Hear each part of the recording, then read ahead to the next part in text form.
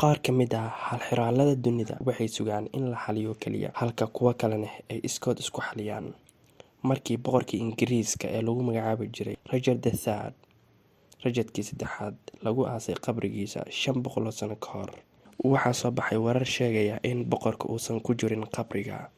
Kadibna waxaa bilaabatay in laisla dhex maro warar aan sal iyo raad toona lahayn, laakiin su-aasha ayaa ah halkee uu aaday. Arrinkan oo dhan waxaa horseeday kadib markii haweeney ay ka shakisay meel lagu baakimo gawaarida ee ka tirsan xaafadaha England ay sheegtay inay isu muujisay calaamad sheegaysa in halkan wax ay ku qarsan yihiin. Tani waa sheekada mid ka mid ah boqorada ugu caansan Ingiriiska oo u lumay, iyo sheekada la yaabka leh ee lagu bilaabay raadintiisa. Waxaynu adeegsan doonaa dhammaan fiidiyoyaal iyo cadeymo sheegayo lafihii laga soo helay qabrigii la faagay, iyo DNA 500 oo sano jir ah oo cadeynaya inuu asaga ahaa qofka la soo helay, iyo sidii u dhintay dagaalkii Bosworth. Kadib markii dagaalkii Bosworth uu dhammaaday, Richardkii saddexaad ayaa la helay dhimashadiisii. Cadowgiisii si aysan u ogaan, isla markiiba waxaa xukunka la wareegay wiilkiisii. Jirkiisii Richard waxaa loo qaaday magaalo Leicester oo ku taalo dalka Ingiriiska, waxayna ku duugeen meel dadweynahoo dhan ay arki karaan si looga dhigo arrinta mid official ah. Sida ku qoran diiwaanka, waxaa lagu aasay hoosta kiniisadda loo yaqaano Greyfriars, waxaana laga dul dhisay xabaashiisii bahal cadeynayso in meeshan uu ku aasan yahay boqor. Laakiin Henry IV Henrygii afraad wuxuu bilaabay muddo 5 sano gudahood kiniisad kasta ee Catholic ahayd waa la xiray, badankoodana waa la burburiyey, oo ay ku jirto kiniisadda Greyfriars oo ahayd kiniisaddii lagu aasay boqorkii la oran jiray Richard III Richardkii saddexaad. Kadibna goobtii waxaa laga dhisay guryo waaweyn oo ay leeyihiin intooda badan dad shacab ah, inkastoo la burburiyey monumentigii ama calaamadii cadeynaysay qabuuraha boqorka. Duqa magaalada xabaashiisii wuxuu ka dhisay taalo cusub oo sheegayso in halkan uu yahay halka uu ku aasan yahay boqorku. Laakiin sanadkii 1611 sheeko ayaa soo shaacbaxday, taasi oo bedeli doonto gebi ahaanba jihada ay sheekadu u jeedo. Sheekadu waxaa qoray taariikhyahanka John Speed, wuxuuna sheegay in markii kiniisadda la burburinayay, in jidhkii boqorka laga soo saaray kiniisadda, oo ay ka soo saareen kooxyo xanaaqsan oo xukunkiisii ka xumaa, oo ay ku aaseen buundo loo yaqaano ee Bow Bridge hoosteeda. Dadku waxay bilaabeen inay rumaystaan. Nadal kadib, webiga ayaa laga helay laf-dhabar, taasi oo lisdhahay waa mid ka mid ah lafihii boqorkii. Kadibna waxaa la bilaabay in halka lagu calaameeyo in boqorku ku aasan yahay. Kadibna waxaa laga dul dhisay taalo buundadii la oran jiray Bow Bridge. Bilowgii 2000, xubno ka tirsan bulshada Richard III ayaa bilaabay inay raadiyaan asaga iyo meeshii uu ku dambeeyo qabrigiisii. Kadibna koox ayaa lagu xil saaray inay raadiyaan arrintan. Markii hore waxay adeegsanayeen khariiradii uu sameeyey John Speed. Haddaba waxay soo ogaadeen in John Speed uu booqday Leicester sanadkii 1611 asagoo raadinaya qabriga Richard, iyo in uu sameeyo khariirad faahfaahsan oo ku saabsan deegaankaas. Si kastaba ha ahaatee, markii uu yimid wuxuu arkay kaliya beero iyo dhir cagaaran iyo geedo oo aan lahayn wax taalo ama dhagax sheegaya in meeshan uu ku aasan yahay boqor.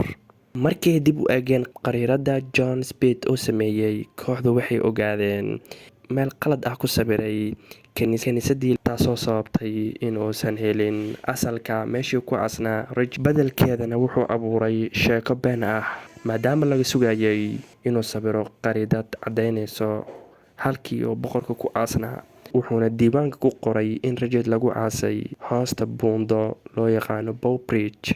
Laga yaabay inay ku dhiirigelisay sheeko kale oo ah maxalli, sida laf-dhabarta laga helay agagaarka buundada. Haddaba kooxda baadigoobka oo haysa macluumaadkan cusub waxay go'aansadeen inay xoogga saaraan raadinta meesha saxda ah ee kiniisadda Greyfriars ku tiilay. Warbixinta kaliya ee ahayd mid faahfaahsan ee la heli karay waqtigaa waxay ahayd mid la qoray tan iyo sanadkii 1741. taasi oo muujinaysay qariirada Grey Faris iyo sidii uu ahaa hareeraheeda waqtigaas. Waqtiga qariirada waxaa ka muuqda gurigii uu deganaa duqa magaalada iyo beero yar oo ku wareegsanaa, iyo taalada halkii lagu aasay Richard wuu ka muuqdaa sawirka. qariirada way isbedeshay oo taaladii halkii ku oola jirtay hadda waxaa laga dhisay wadooyin ay maraan gawaarida. haddana waxay dib u eegeen qariiradii qarnigii 21aad ee ku tiilay Grey Faris. waxaa qarinayo dhismooyin iyo geedo kala duwan iyo dhir waaweyn, iyadoo keliya meelo yaryar ay ka muuqato. markii la gaaray sanadkii 2005, Philip Lanley oo ahayd hogaamiyaha tiimka waxbaaraya waxay booqatay mid ka mid ah baakimadii harsanaa si ay u baarto.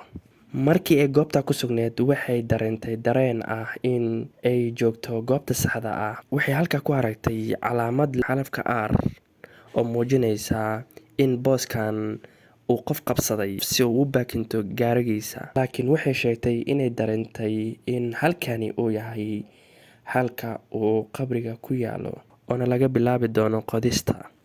sanadyo kadib, markii loo ogolaaday inay sameeyaan qodista, inay ka bilaabaan qodista halkaas ay ka shakisay, kooxda waxay diiradda saareen 3 god, ayagoo raadinaya inay helaan qayb ka mid ah kiniisadihii waqtiga halka ku ooli jiray.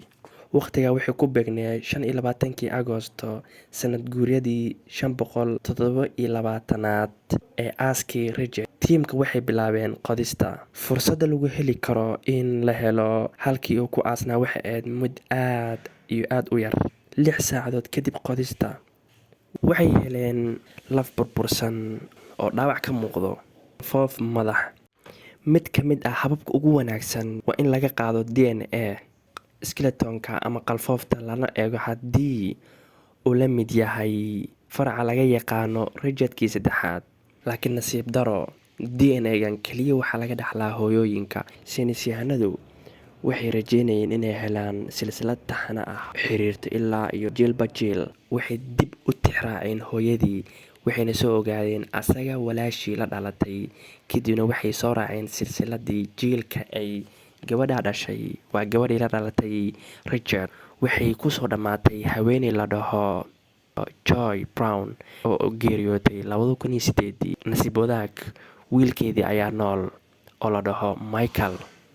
haddaba waxay sameeyeen silsilad kale oo dhadig ah si ay u xaqiijiyaan inay isla xiriiraan Michael iyo midaan. kadibna waxay kusoo dhammaatay naag la dhaho Wendy. kadibna waxay isbarbardhig ku sameeyeen haweeneyda ay soo heleen DNA-geeda iyo midka Michael. kadibna waxaa soo ogaaday inay isla xiriiraan famil ahaan. ka hor inta aysan helin DNA-ga qalfoofta Richard, waxay baaritaan ku sameeyeen kaarboonka 14aad si loo go'aamiyo da'diisa. jirka bini'aadamku wuxuu nuugaa kaarboonka 14aad, balse marka uu dhinto wuxuu sii daayaa kaarboonka 14aad. ayagoo markii dambe xisaabiyey inta kaarboon ee uu qalfooftiisa sii daysay intii uu aasnaa. haddaba waxaa la yaab leh saynisyahanada caalamka inay go'aamin karaan ama ay qiyaasi karaan muddadii uu meydka aasnaa. qiyaastii ay sameeyeen waxay muujisay in markii ay xisaabiyeen kaarboonka 14aad ee qalfoofta sii daysay, in dhowr iyo 10 sano uu ka weynaa qalfoofta ama xilligii uu dhintay Richard. maadaama waxaan oo dhan ay ku beesgaraysan yihiin qiyaasid. sidoo kale waxaa la soo ogaaday in qofkani ee qalfoofta leh uu ku noolaa nolol heer sare ah, maadaama uu cuni jiray cunno hodan ku ah borotiinka. waxaasoo dhan waa qiyaasid lagu xoojinayo in ninkan uu yahay ninka la sheegayo inuu ahaa. ugu dambeyn, waxay sheegeen in tani ay caddaynayso in qalfoofta lasoo helay ay aad ugu dhowdahay kii boqorkii Richard